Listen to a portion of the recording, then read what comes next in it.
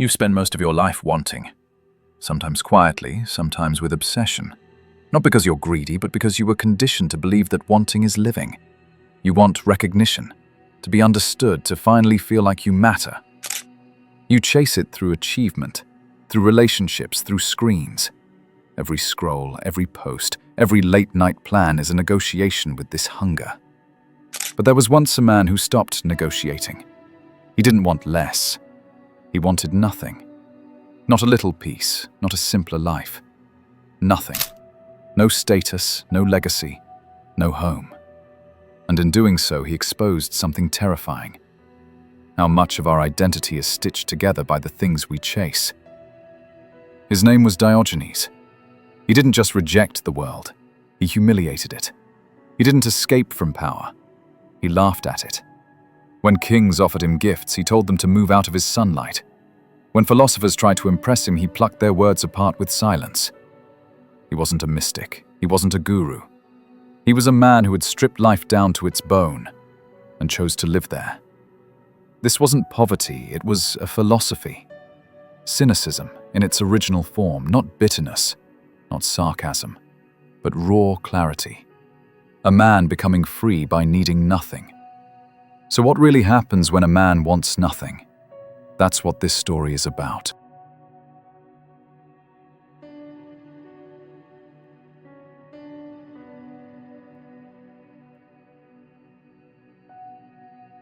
Before Diogenes became a walking insult to civilization, he was simply a man whose life unraveled in public. Born in Sinope, a prosperous trading port on the Black Sea, he was raised with the trappings of wealth. His father was a banker, an official entrusted with minting currency.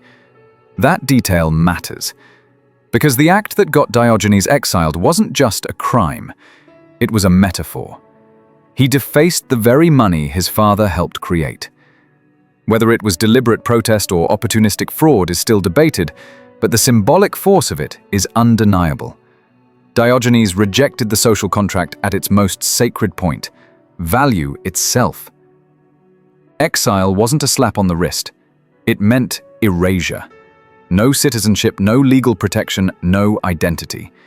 And yet, Diogenes didn't try to rebuild his reputation. He went to Athens and watched its citizens spend their lives building masks of wealth, of piety, of knowledge, and he saw through them. He saw that even in the birthplace of democracy and philosophy, people still lived in fear. Of failure, of shame, of being ordinary. So instead of playing the game better, he walked off the field. He didn't retreat from society. That word's too clean. He scraped society off his skin. He made himself deliberately ugly to the world, so it couldn't seduce him again. He lived on the edge of the marketplace, not in isolation, but in confrontation. He begged for food like a dog, slept in a discarded ceramic jar, and owned almost nothing. His cloak served as his bed, his coat, and sometimes his only possession. People mistook this for poverty. But poverty is when you want more than you have. Diogenes wanted less than nothing. There's a story that captures everything. One day he carried a simple wooden bowl, the only thing he owned for eating and drinking. But when he saw a young boy cupping water with his bare hands and drinking straight from the stream, he stared for a moment, then dropped the bowl and walked away. No words, no lesson, just the quiet recognition that he had been clinging to one last illusion of need. That's what separates Diogenes from every other philosopher of his time. Socrates asked questions, Plato built systems, Aristotle wrote books, but Diogenes burned the stage. He didn't care to argue about truth, he wanted to embody it. His life became a constant dare. Can you live without lying? Not to others, to yourself. And the answer for most people was no. So they laughed at him, they threw food, they called him insane. But deep down, some part of them knew he was free, in a way they couldn't even imagine. Because he had chosen to lose everything that made them afraid to live. He didn't reject comfort for the sake of suffering. That's a modern misreading.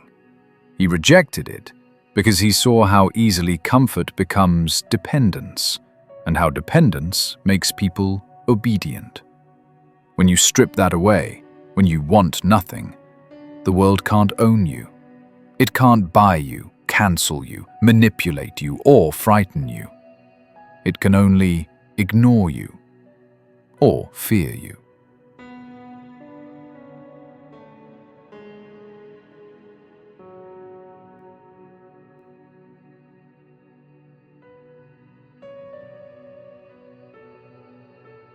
It didn't take long for the Athenians to give Diogenes a name. They called him the dog. At first, it was an insult. The most undignified animal in the Greek imagination. Filthy, shameless, uncivilized, a thing that howled at night and roamed the streets with no master. But Diogenes didn't correct them. He didn't flinch or explain. He embraced it. If they were so proud of their polished lives, he'd show them what it looked like when someone stripped it all away.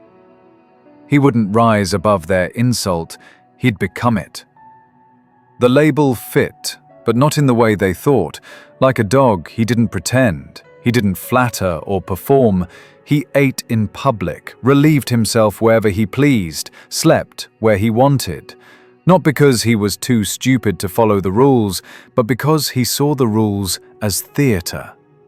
Manners, etiquette, hierarchy, all of it was a performance for people who feared each other's judgment more than they feared death.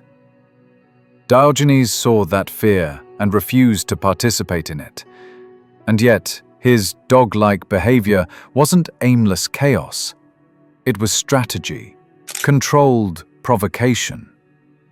If people were repulsed by him eating in public, he wanted them to ask themselves, why?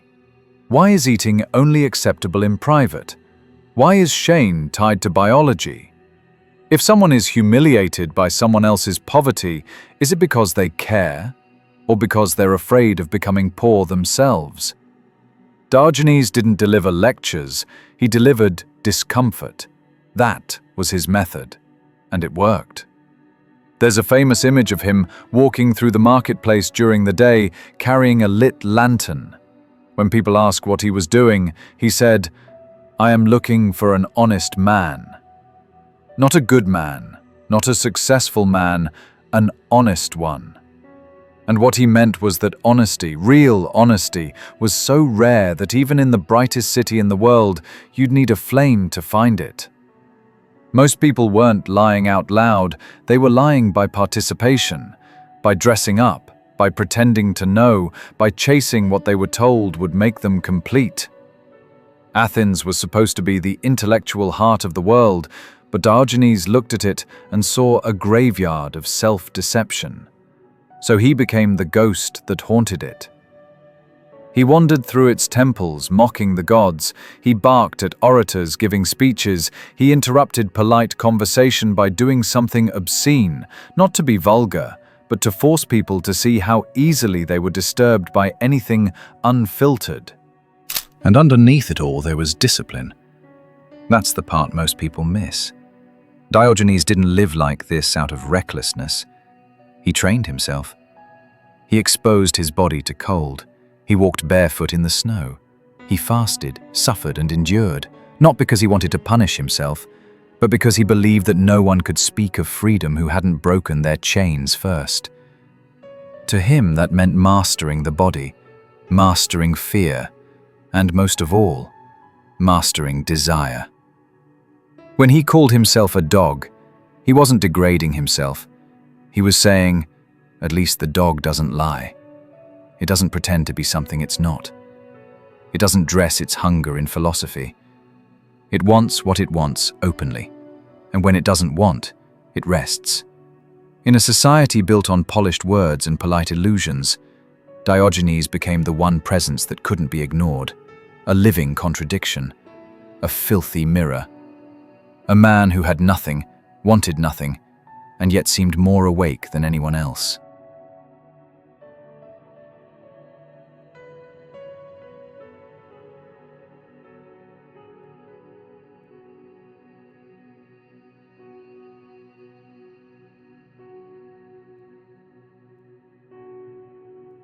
If Diogenes had one natural enemy, it wasn't poverty nor ignorance. It was power dressed in illusion. In Athens, he didn't whisper from the margins. He walked directly into the city's heart and made himself visible, not with charisma, but with indifference. While others bent their words to please rulers and philosophers, Diogenes refused to bow. He didn't challenge authority through rebellion. He dismantled it by acting as though it didn't matter. One of the most enduring stories in Western philosophy begins with a meeting that should have never happened. Alexander the Great, already a living legend at the time, came to see Diogenes. The ruler of half the known world stood before a filthy, sun-baked man living in a barrel. Alexander asked if there was anything he could do for him. Diogenes didn't rise. He didn't even look impressed. He simply said, "Yes. Stand out of my sunlight." That wasn't a line, it was a worldview. Diogenes didn't believe in symbolic power. Titles, wealth, armies, none of these meant anything to a man who had erased every need they could fulfill. He didn't envy the king. He didn't fear him. He had no reason to. He had stripped his life of dependence. He couldn't be threatened because there was nothing anyone could take from him. That made him more powerful than the most powerful man in the world. But it wasn't just kings he exposed. He had a particular contempt for philosophers who used reason as a way to impress rather than to reveal. He hated showmanship. When Plato described man as a featherless biped, Diogenes didn't argue.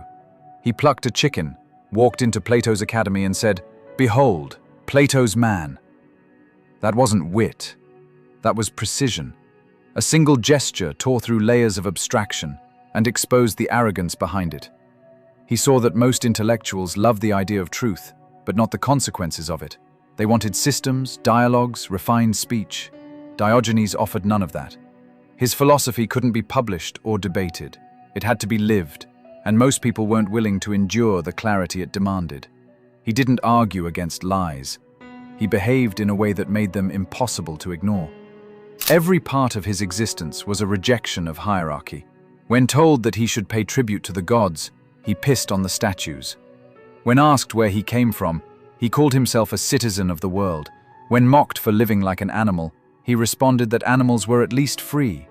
He forced people to see how much of their obedience came from fear. Fear of exclusion, fear of being labeled mad, fear of losing what little control they imagined they had. And the moment someone tried to impose authority on him, they discovered they had no leverage. He couldn't be bribed because he needed nothing. He couldn't be threatened because he had nothing to lose. He couldn't be humiliated because he didn't play the social game in the first place. Diogenes didn't overthrow power. He revealed its emptiness. When the spectacle faded and the robes were stripped away, what stood before him wasn't a king, or a philosopher, or a god. It was a man. Clinging to titles Diogenes had already burned to ash.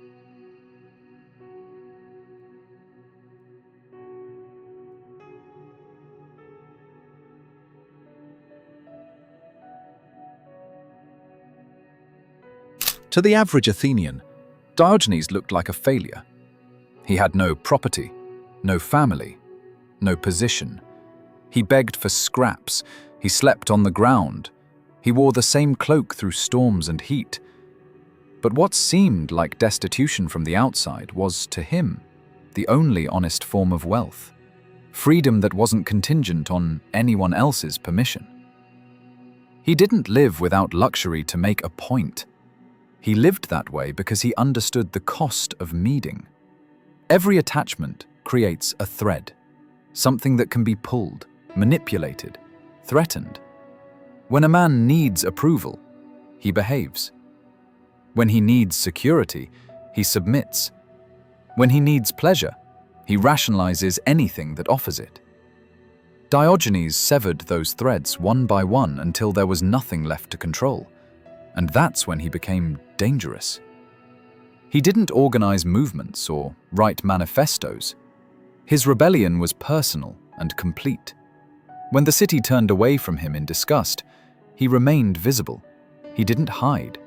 He stood exactly where everyone could see him, as if to say, "This is what it looks like when someone refuses to be ruled." Not through resistance, but through absence. He didn't fight the system. He slipped out of its grasp. His detachment wasn't passive, it was rigorous. He trained himself to endure cold, to go hungry, to lose without panic. When you no longer fear discomfort, you stop chasing its opposite. And when you stop chasing comfort, you stop being manipulated by those who sell it. This is what frightened people about him. He had exited the economy of desire entirely. He didn't want what others wanted, so he couldn't be used the way others were used.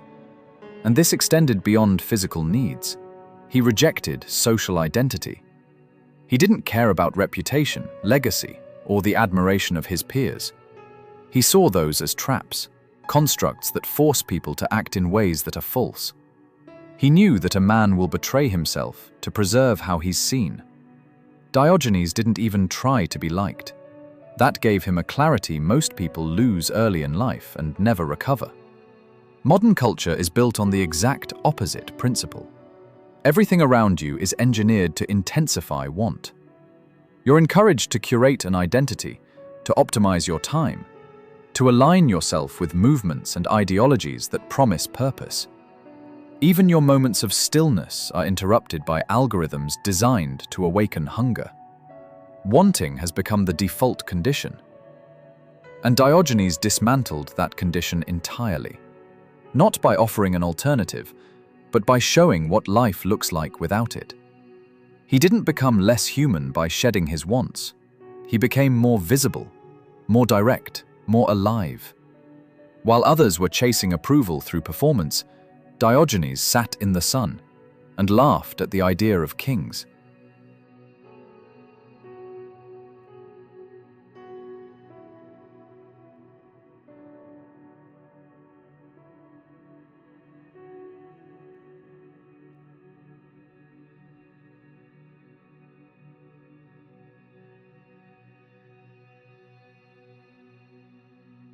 The word cynic has decayed. Today it's used to describe someone bitter, sarcastic, detached in a smug way. A cynic is seen as someone who doesn't believe in anything, someone who rolls their eyes at hope and calls it realism. But that's not what Diogenes embodied. What he practiced was something older, deeper, and far more demanding. Cynicism, as he lived it, wasn't a mood. It was a commitment to seeing clearly, without distortion. It wasn't pessimism, it was refusal. Refusal to be seduced by roles, by ritual, by the polished masks people wore in place of honesty. Diogenes wasn't driven by the belief that life was meaningless.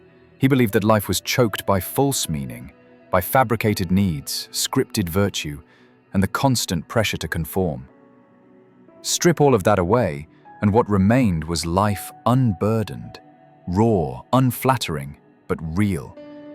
He didn't retreat from the world. He stayed right in the middle of it, but he moved through it like a foreign body, immune to its incentives, allergic to its praise. Most philosophies attempted to make sense of the world. Cynicism asked why we needed the world to make sense in the first place. It didn't try to explain reality. It tried to cut through the noise long enough to encounter it without mediations. To live like Diogenes wasn't to give up on people. It was to stop lying to them and to yourself. It meant standing without armor. No polished rhetoric, no legacy to guard, no allegiance to institutions. That's what frightened his critics. He had no use for the very things they were built upon. He didn't attack society with arguments.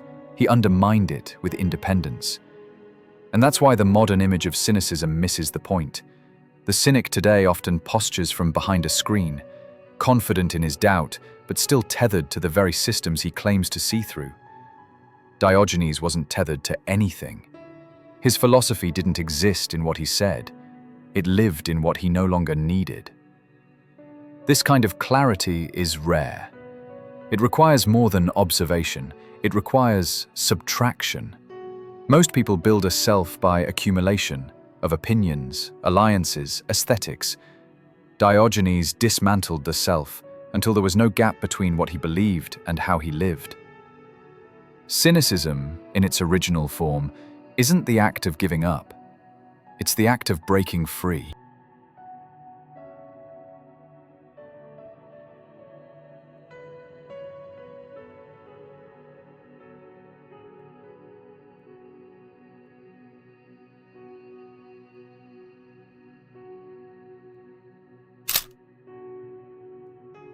Diogenes didn't leave behind a school. He didn't appoint disciples or build temples in his name.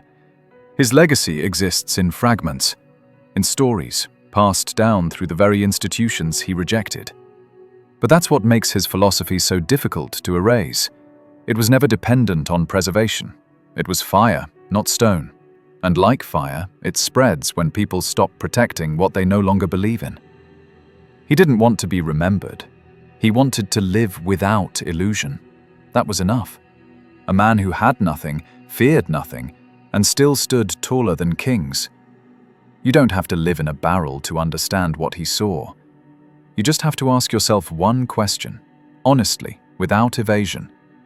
What in your life do you call need that's really just fear in disguise? Because most of what enslaves us doesn't wear chains. It wears comfort. It wears praise. It wears a name on a door and a title in a bio.